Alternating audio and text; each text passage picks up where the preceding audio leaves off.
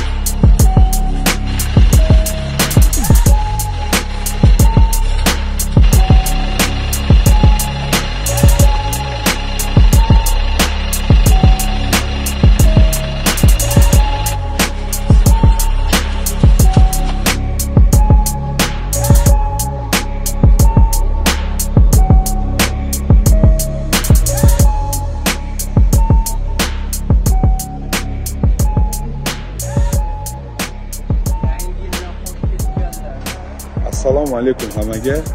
Kerakli ma'lumot va bitta iltimos. Iltimos like bosib videoni tarqatib yuborasizlar.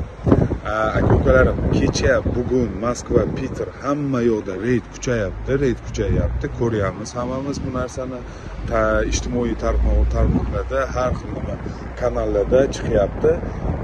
Videoni ko'rdinglar, qaranglar-da. Bitta savol meni qiynayapti. Mana dokumenti borlar, patenti bor, registratsiyasi bor, hamma narsasi joyida shu musofirlar. Shu yerda yurgan dokumentsizlar. Kim plusda? Tushunyapsizlarmi? O'sha narsani bitta o'ylab ko'rmoqchiman. Mana dokumenti borlar. Ko'chada yurasiz, qo'rqmaysiz. Ishga joylashasiz, endi xohlagan ishingizga joylashib olib, yaxshi ishlab, pul ishlasangiz bo'ladi, yaxshi daromad topsangiz bo'ladi. Yana bitta narsa, strafovka degan narsa bor. Ish joyingizda biron narsa bo'lsa, biron kasal bo'lib qolsangiz, sizni besplatni davolatishadi. Agar dokumentingiz yaxshi bo'lsa, patent, registratsiya, hamma narsa bo'lsa, трудовой knижка, трудовой договор. Qaranglar, dokumenti yo'qlar. Ko'chada chiqishga ilojingiz yo'q. Ish, siz tanlolmaysiz ishni. Har qanaqa joylarda mana nima deydi, kuniga, kunlikka, kechasiga ishlab yurasiz, ko'chada yurishga qo'rqasiz, tushundingizmi? Prosta minus и plus. O'zingizlar bitta taroziga solib qo'yinglar. Aka-ukalar, bu narsa bo'lgan и dальше bo'ladi ham. Hech qachon to'xtamaydi. Tushunyapsizlarmi? O'shanga sizlarni so'rayman, hammanglardan. Kimda kim dokumenti bo'lmasa, dokumentlaringizni qilib yuboringlar.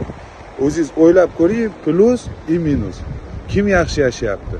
Kimda dokumenti bormi? Yo'q, kimda dokumenti yo'qmi? Hammaga rahmat, videoni tarqatib qo'yamiz.